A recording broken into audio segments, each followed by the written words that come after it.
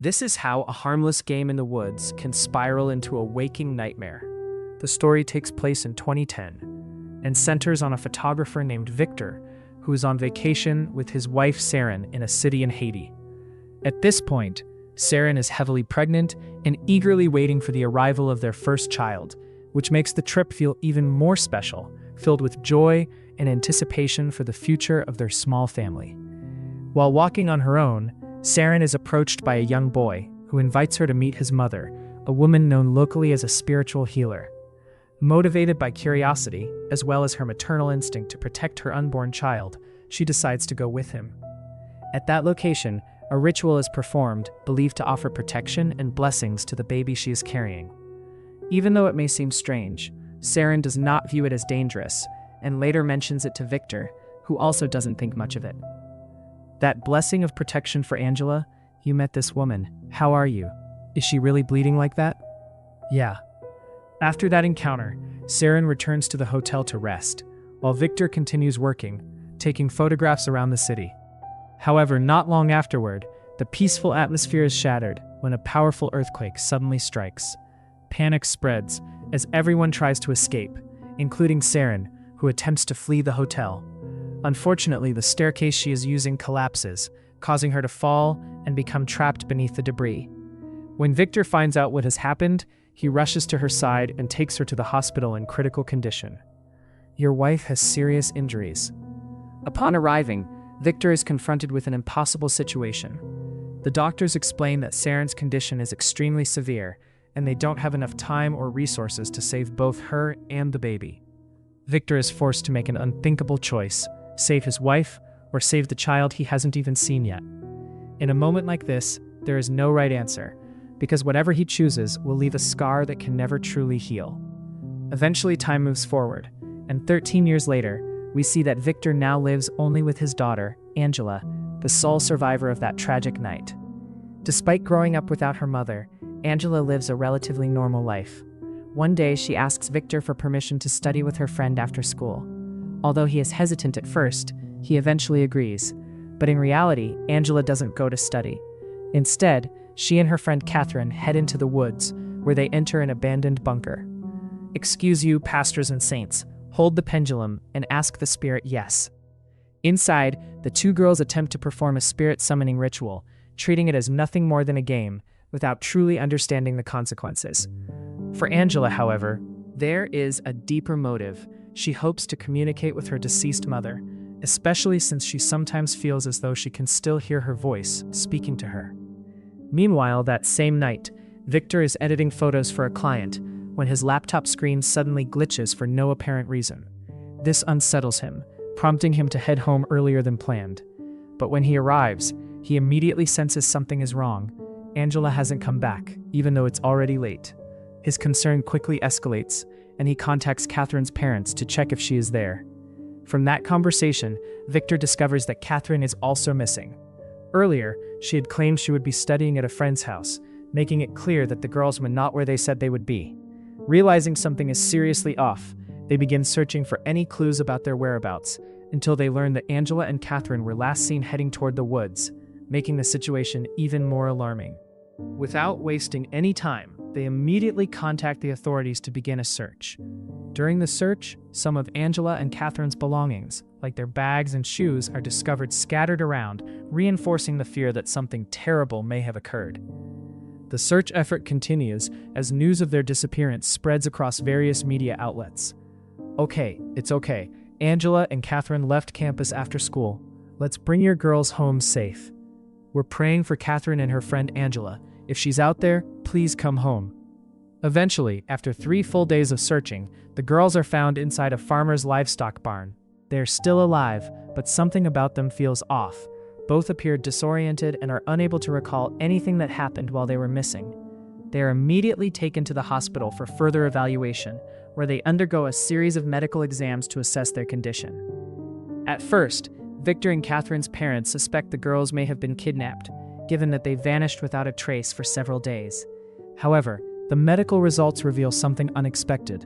There are no signs of physical injury or anything suspicious on their bodies. If at any point you feel discomfort, please let me know. Now we need to complete one final part of the exam. Dad, do you have any questions? Has she ever undergone hypnosis? No. How are you feeling, honey? Are you in pain? Can you tell us anything you remember? When asked about their last memories, Angela and Catherine can only recall performing a spirit summoning ritual inside a bunker in the woods. After that, they remember it starting to rain and getting lost while trying to find their way out. What makes the situation even stranger is that both of them believe they were only gone for a few hours, even though in reality, they had been missing for 3 entire days. Because of this, the hospital concludes that they are likely experiencing temporary amnesia. Still, this explanation doesn't fully convince their parents, who feel that something isn't right and suspect that there may be more to the story. After further tests show no major abnormalities, the girls are eventually discharged and allowed to return home. At first, everything seems normal. They behave like ordinary children, as if nothing unusual ever happened. But that sense of normalcy doesn't last. Angela's behavior slowly begins to shift, becoming increasingly strange and difficult to understand. She starts displaying unusual attitudes, using harsh and inappropriate language for someone her age, and even acting aggressively toward Victor. Let's get you cleaned up. All right, sit down. Not long after, Angela suddenly suffers from violent seizures, forcing Victor to rush her back to the hospital. There, she continues convulsing uncontrollably, leaving the medical staff with no choice but to restrain her and administer sedatives to prevent further harm.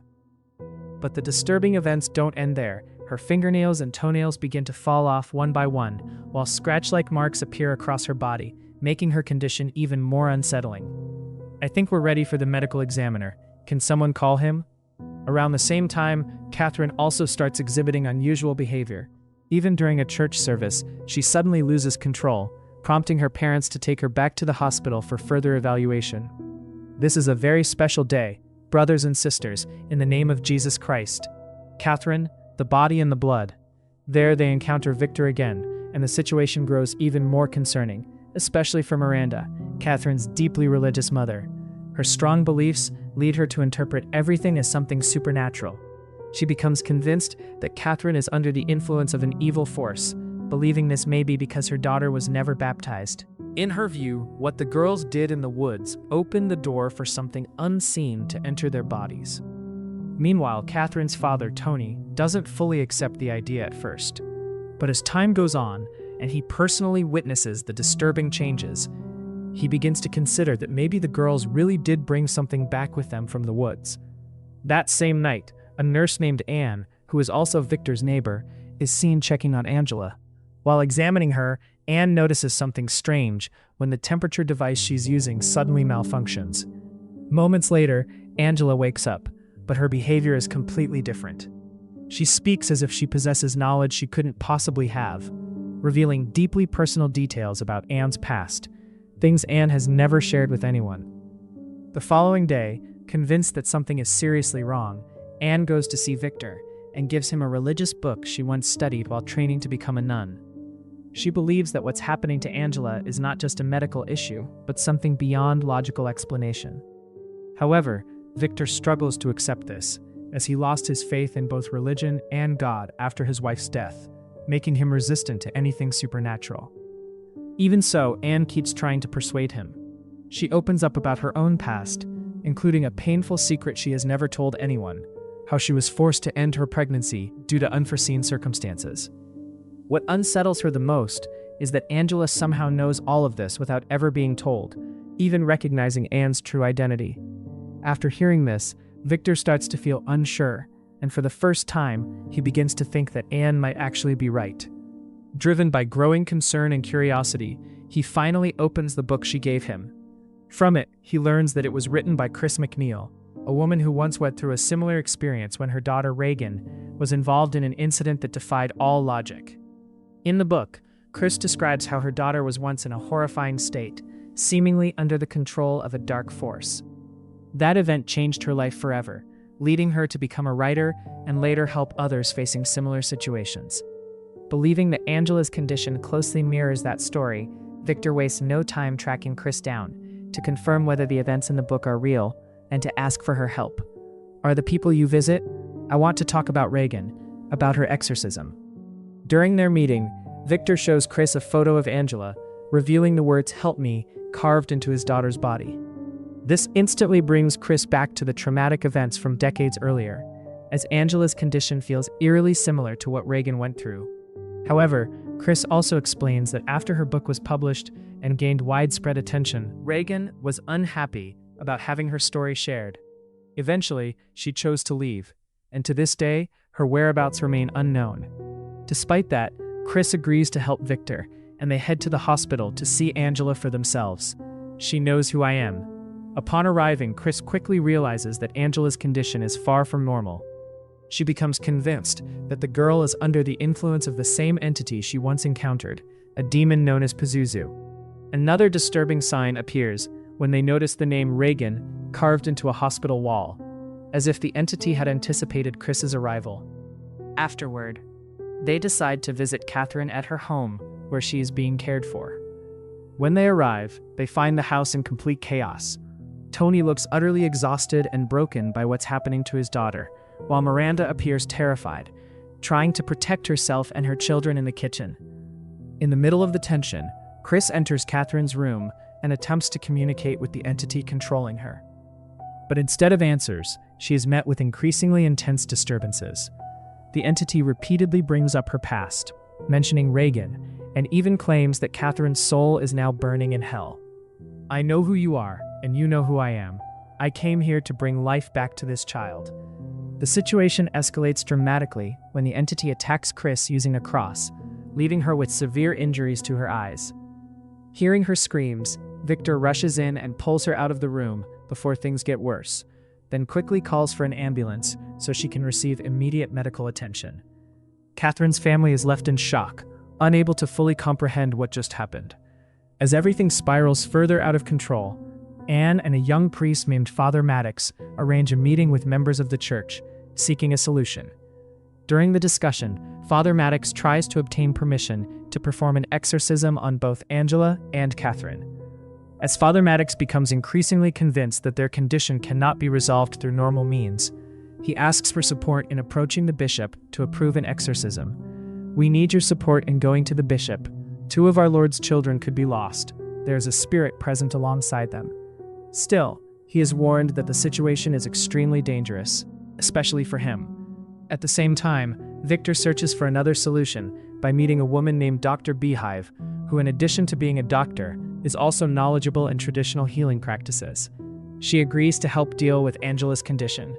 That night, Victor, Dr. Beehive, and Anne begin preparing everything necessary for the ritual. Victor brings Angela home from the hospital and asks Tony and Miranda to bring Catherine as well, so everything can take place in one location. "We want them to come through. Miranda, I'm going." Once all preparations are complete, they only need to wait for Father Maddox to arrive and assist from a religious standpoint. However, things take another turn when he shows up with bad news. The church has refused to grant permission for the exorcism due to the high level of risk involved, especially considering the unstable state of both girls. Even so, Victor insists on moving forward with or without the church's approval, believing he has no other option. Father Maddox hands Anne a Bible and asks her to take on his role in representing the religious side of the ritual. "We're almost ready. Everyone's gathered inside. I'm sorry, I can't be part of this. I spoke to the diocese. The girls need psychiatric help. We're doing this with or without you, Father." The ritual finally begins, combining different methods from various belief systems. Anne starts by reciting verses from the Bible as a form of protection, while Dr. Beehive prepares her traditional practices, including giving protective charms to everyone present to shield them from harmful forces. However, the first attempt does not go as planned. Instead of weakening, the entity controlling Angela begins attacking them psychologically, bringing up Anne's past and targeting her emotional trauma until she starts losing control. The horror of God. We need to try something else, something different. After the initial method fails, they switch to another approach. Dr. Beehive sprinkles water that has been blessed through chants, which briefly triggers a reaction from the entity, as if it is in pain. But even that proves insufficient to fully drive it out. As the tension escalates, Father Maddox returns to Victor's house, still conflicted between obeying the church or helping them. At the same time, the entity begins to manipulate Victor by bringing back memories from the past, revealing a hidden truth. When he was forced to choose years ago, He had actually chosen to save Saren, not the unborn child. However, since Saren couldn't be saved, the doctors ultimately chose to save the baby, Angela. The entity uses this truth to shake Victor's resolve, questioning why he is now desperately trying to save a child he once did not choose. Then it presents them with another cruel decision, forcing them to choose who should be saved, Angela or Catherine. Realizing this is nothing but manipulation, Victor and Miranda refuse to make a choice, understanding that any decision will only make things worse. But shortly after, Father Maddox decides to help them, despite going against the church. Unfortunately, the situation spirals completely out of control, as the force they are facing proves far too powerful. In the end, Father Maddox loses his life during the ritual. I command you, depart. As the chaos reaches its peak, Tony, already overwhelmed by fear and despair, loses control and makes a choice, selecting Catherine as the one who should be saved, not realizing that the choice itself is part of the entity's deception. I choose you, Catherine. I choose Catherine. Angela, Angela. The moment the decision is made, Angela's condition changes drastically. Her body rises, and she briefly shows no signs of life, while Catherine regains consciousness, appearing as if she has been saved. Angela, get up. Catherine. But in reality, the entity never intended to save anyone. It manipulates them into making a choice, because the one who is chosen is the one whose soul will be taken. That's why when Tony chooses Catherine, she's the one who is truly lost, while Angela regains consciousness in Victor's arms. From this, it becomes clear that the entity has been playing with their faith and desperation all along, turning what seems like the right decision into an inevitable tragedy.